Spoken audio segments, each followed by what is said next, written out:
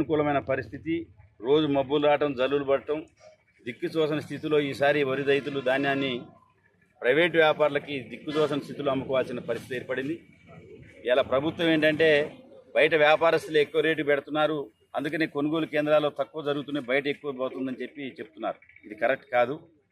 మీరు సకాలంలో రైస్ మిల్లులతో యాజమాన్యాలతో చర్చలు జరపకపోవటం, సకాలంలో వాళ్ళని కేటాయించకపోవటం, సీజను ముందు స్టార్ట్ అయినప్పటికీ ముందే అలాట్ చేయాల్సిన మిల్లుని అలాట్ చేయకపోవటం వల్ల ఈ సంవత్సరం ధాన్యం కొనుగోలు ఖమ్మం జిల్లాలో ఆలస్యంగా ప్రారంభమైంది.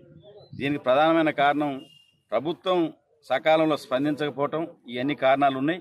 అందుకనే మేము ప్రభుత్వాన్ని డిమాండ్ చేసేది, ఎవరైతే గ్రామాల్లో రైతాంగం కొనుగోలు కేంద్రాలు ఆలస్యంగా ప్రారంభమై అకాల వర్షం వల్ల ఇబ్బంది పడారో ఆ రైతులకు కూడా 500 రూపాయల బోనస్ వర్తింపజేసే విధంగా చూడాలని చెప్పి డిమాండ్ చేస్తూ, మరి ఇప్పటికైనా ఈ కొనుగోలుని వేగవంతం చేసి ధాన్యం రైతులు కళ్ళాలు ఎక్కువ రోజులు ఉండకుండా మరి ప్రభుత్వం ప్రకటించిన బోనస్ కోసం ఎదురు చూస్తున్న ఆ రైతులకు ఉపశమనం కలిగే విధంగా కొనుగోలను వేగవంతం చేయాలని చెప్పి విజ్ఞప్తి చేస్తున్నాం. ఇక రెండోది, పత్తి రైతులు ఈ సంవత్సరం పెద్ద ఎత్తున వర్షాలు రావటం, చాలా దిగుబడి తగ్గిపోయి 3 క్వింటాలు కూడా కావట్లే ఎకరానికి. ఈ స్థితిలో పత్తి రైతులు తేమ శాతం పేరుతో సీసీఐ ఇలా చాలా రకాల ఇబ్బంది పడుతున్నది. ఈ సీసీఐ అనేది రైతాంగం యొక్క ప్రయోజనాల కోసం కాకుండా దళారుల ప్రయోజనాల కోసం ఉంది. కానీ కేంద్ర ప్రభుత్వం కూడా జోక్యం చేసుకుని రైతాంగం దగ్గర తేమ శాతం పేరుతో రిజెక్ట్ చేయకుండా పత్తిని కూడా మరి సరైన ధరకు కొనుగోలు చేయాలని చెప్పి విజ్ఞప్తి చేస్తున్నాం.